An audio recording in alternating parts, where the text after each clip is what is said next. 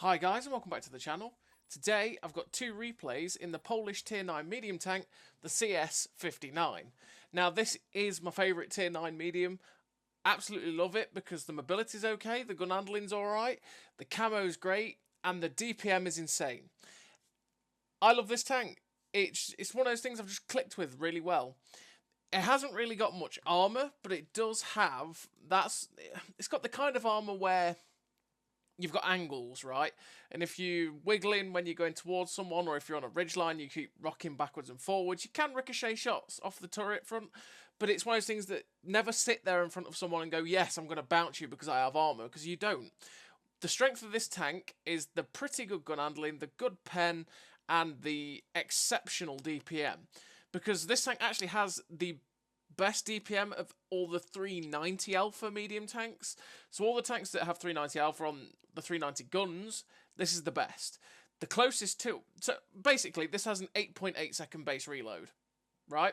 And the closest to it is the M46 pattern after its nerf and the Type 61, which both have a 10-second base reload. So it's 1.2 seconds faster on its reload than those tanks. It actually, once you've got it kitted out, is almost at the levels of tier 10 medium tanks with the reload. 6.6 seconds when fully kitted out is faster than a couple of the tier 10 mediums as well with 390 alpha, you know. The DPM is exceptional, and you want to make it so that, like, the gun is really good, which it is pretty good, but make it even better so that you can make the most of that DPM. So in terms of a crew, I run Born Leader, Rapid Reload, Sixth Sense, Trap Mechanic, Situational Awareness, Steady Aim, Snapshot, Run and Gun, and Camouflage Expertise. Like I say, the camo on this tank is fantastic. Make it even better with Camouflage Expertise.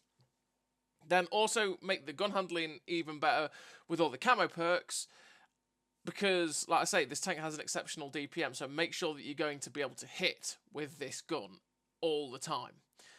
In terms of equipment, I run rammer, vert stabs, and optics. Optics so I can spot out and get as much assisted as possible. It's especially useful for maps like Prokhorovka, which you're seeing in front of you.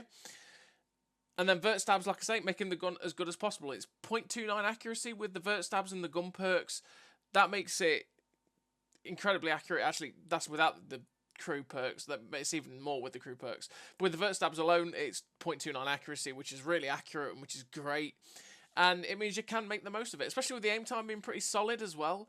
You're not sitting anywhere aiming in for too long. You can just get the gun snapped on target and bang the shots in. And like I say, make the most of the 6.6 second reload, which is, like I say, absolutely filthy. And with like 256 standard pen and then 290 pen odd on the APCR, you can pen everything you're ever going to face. And that's just a really nice fact of this tier 9 medium. I love it. It's me. I enjoy this tank so much. So in terms of this game, we're on Proc, and we've come to the position that, well, you've probably all seen a lot before from my videos, because if I'm in something that's got a good rate of fire, it's got a high alpha or good gun depression, I am coming to this position. And even if I don't really have the good gun depression, I pretty much come here anyway, because it's such a good spot for getting shots across the whole of Prokhorovka field and getting good shots and spots down the 1-2 line, which can obviously lead to good assistance games and good damage games. And so far, we're up to 4k damage and 14 to make that 2.1k assistance in under 4 minutes.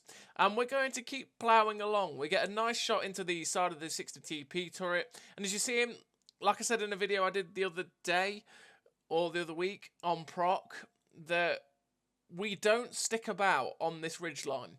We pop over, shoot, pull back. We don't pop over, try and get a shot at someone and then hang about there looking for a shot somewhere else, because that can lead to disastrous consequences and you will just get wrecked. And you don't want to do that. So you see there, we popped over to try and get a shot at the 60 TP. Saw we couldn't get the shot, so instead of overextending and pushing all the way over the ridge line, pulled back, because otherwise we're just going to lose all the hit points and we don't want that. So right now, we're just trying to see if there's anyone else we can get a shot at, but we're trying not to lose too many hit points. The teams are, well, we're 10-8 in front at the minute to the two tanks higher up. So we've just got to be careful, because this game can still swing. This 430U has taken the bowl, so I'm kind of like, He's taking the bolt. There's a chance that he might spot something along the 2 line, and then I can start getting shots. The 60 TP starts overextending to get a shot into him. We get a nice shot into the back of his turret, which actually damages his ammo rack, and then he gets absolutely wrecked. That's what I call overextending. That guy couldn't get a shot at the 430U to pen him, so he kept pushing to the point where he could try and get a shot at him. He overextended and therefore got absolutely slapped up by everybody that could see him on top of the ridgeline. That's what I'm on about by overextending. If you do that, it's gonna end very poorly for you. So there was a tank up there somewhere earlier on, and I'm just seeing if there still is something possibly there. Trying to pop a blind shot, because I mean, you hit every shot you don't take.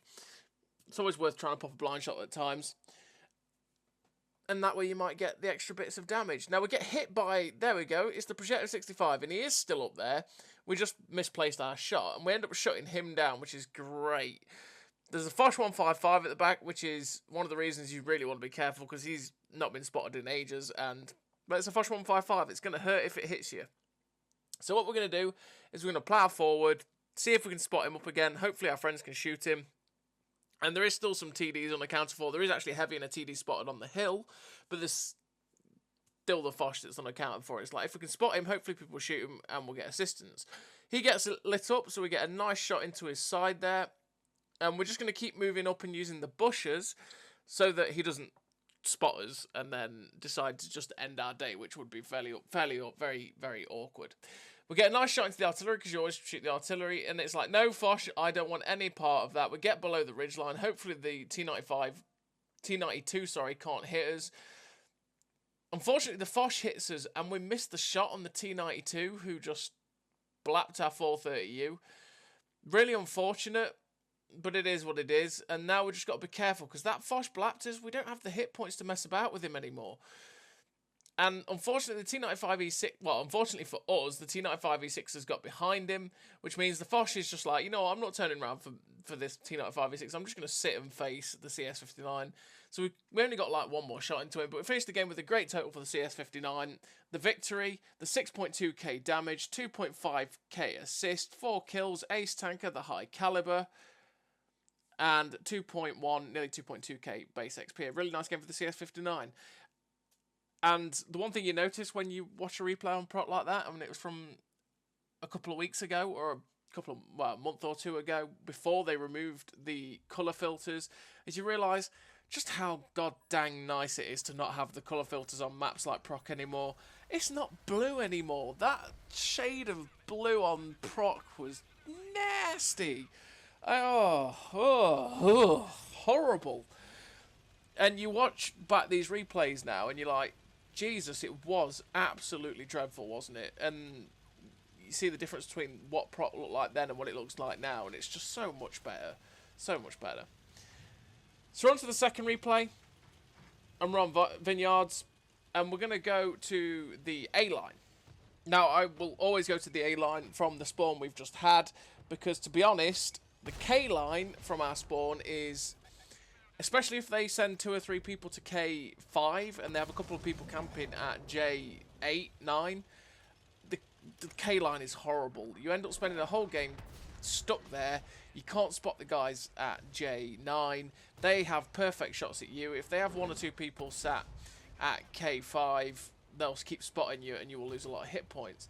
And even if you rush into the dip and you do manage to spot the people at J9, you're still going to get farmed by them really easily. This flank is the way to go from our spawn, because you can push down the A line, push to that hill at D8, you can push under the gunfire that way, stay safe from the people that camp at J9, and you can start farming everyone that's along the 9-0, which is a valid tactic to use for this. Is one that I use quite often because it's the safe way of doing it, and you can also get a lucrative amount of spotting and damage as well doing that. So we've come to this position, and this T100LT is basically full sending in our base. Clearly trying to find artillery, so we just stopped here to try and do our best in putting shots in, because, well, he's going to find our artillery now. He's got behind, but we don't want to let that guy have too much health while sprinting about.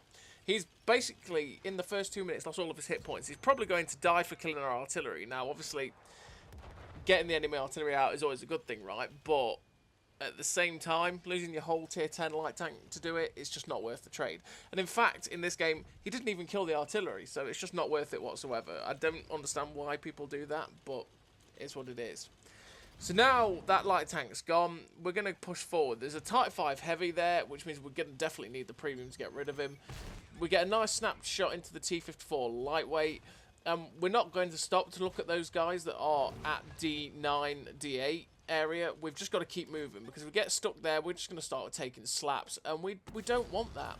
We try and get a shot at the T95E6's side there, but end up only tracking him. Looking for a shot now at the M48 120mm. We get a nice shot into his side. You know, these tanks, we can compete with these tanks for DPM pretty much, because like they have 6.3 second reloads and we have 6.6 second reload. If we boost with food, we're up to a 6.2 second reload. DPM on this tank is absolutely fantastic, and you can compete with every tank you're going to face near enough, which is one of the massive strengths of this tank. And like I said, the strength of the tank as well is the fact that you pretty much always, no matter whether you're coming from full stop, full speed ahead, your gun is pretty much always aimed in. And that's one of the things that is always so nice about this tank. And the fact it's kind of low to the ground, it's got good camo. You can use this tank in so many different ways. So right now we're trying to we're being chancy. We're trying to get rid of this Death Star. Fortunately enough, the Leo 1 gets rid of the Death Star. And I want to move up. I want to get to that D8 position or get round and under, so that we can basically dig out this M48 120mm and T95 E6. Now we get spotted and shot by the T54 on the left, which is a little bit awkward. I don't want this guy to stay there, so we're going to poke up if we can to try and get a shot at him. But he's kind of awkwardly hulled down there, which means we have to overexpose to get a shot into his upper plate, which goes straight in. And now he's tracked in place. We get another shot into his side, but unfortunately he hits us again, which means we're bleeding hit points to this man, which is not good, because obviously that tank's got good pen. We don't have any armor, so he's going to pen us pretty much every time when we're doing this. But like I say, I don't want that T-54 to stay there on my left-hand side, because it's going to be awkward if we get stuck in a crossfire. But the thing is, he keeps looking at us rather than the medium tank next to me. So I'm like, you know what, I'll just give up with you. I'm not bleeding any more hit points to you. I don't want to become a one-shot for both this M48 120mm and T95 E6. I want to be able to have the hit points to take the more chancy shots like we just did at the M48 120mm. So far, in under 5 minutes, we're up to 4.1k damage and 1300 assistance. Make that 4.5k. We get a nice shot into the side of the M48 120mm turret, which is easy to pen because that turret is trash on that tank. Unlike the T95 E6, which has a pretty solid turret. And now we're going to try and get another shot into this tier 10 medium there. We're going to look at his cupola for a shot, but we're ricochet off it because the cupola on the T95 E6 can be a little bit troll. You need like 220, 230 pen to go through it. But you don't need 230 pen to go through the side of the T95 E6's, well, go through the side of the T95 E6. And we managed to get that pen into him, and he gets shut down by the T-54.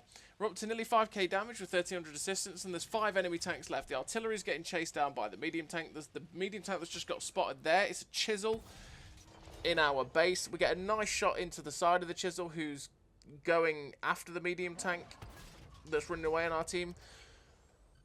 And unfortunately, we don't quite hit those shots at him, which is really annoying, but it is what it is. And now they've got someone in the cap. We know there's 3 tanks where they are. There's the light tank, the RU there, who we're trying to hit, but oh, the shot flies over him. That's really unfortunate. The chisel, there's a tank in the base, and it's like, okay, so where's tank number 4? We don't know where tank number 4 is. That's a bit of a problem. But I decided, you know what? Caution to the wind. We're going to go straight across this open field and try and get underneath so that we can spot out whatever is over here. We're just trying to hit this RU on the move, but unfortunately the shells are just not going where we want them to. We keep missing him, which is really unfortunate. And it misses again. It goes behind him. We didn't give that one enough lead. This time we stop. The FE215B gets shut down, so we stop. We make sure, and we shut down that RU. Took too long to get rid of that guy, but it is what it is. We got rid of him. Now there's 1 TD left. We ended up getting detected there. It's like, okay, it's over in that direction somewhere. And there it is. It's an E4. We've actually got a ridgeline in front of us, which is covering us, which is great. So we're going to pop up on this ridgeline, aim in, track him in place, and then pull back. And we actually damaged his Armour as well, which is pretty decent. And we're just going to start chancing it. So we pop another shot into his drive wheel, which keeps him tracked in place. Now he's fired. I know that my reload is so much better than his. We try and get another shot into his drive wheel, but unfortunately the shot goes high and hits his gun mantlet. Really unfortunate, but we managed to shut him down with another shot through the drive wheel again. And we finished the game with 6.7k damage, the victory, top of the team. That's a 6.7k damage, 4 kills, 1500 assistance, the ace tank of the Confederate, the high caliber, 2.1k base XP again, and a really nice game for the CS-59, which is my favourite tier 9 medium tank in this game. It's such a good tank, the DPM's great, the gun handling's solid, good camo, it's just a really nice tank. As always everybody, thank you very much for watching, I'll see you next time.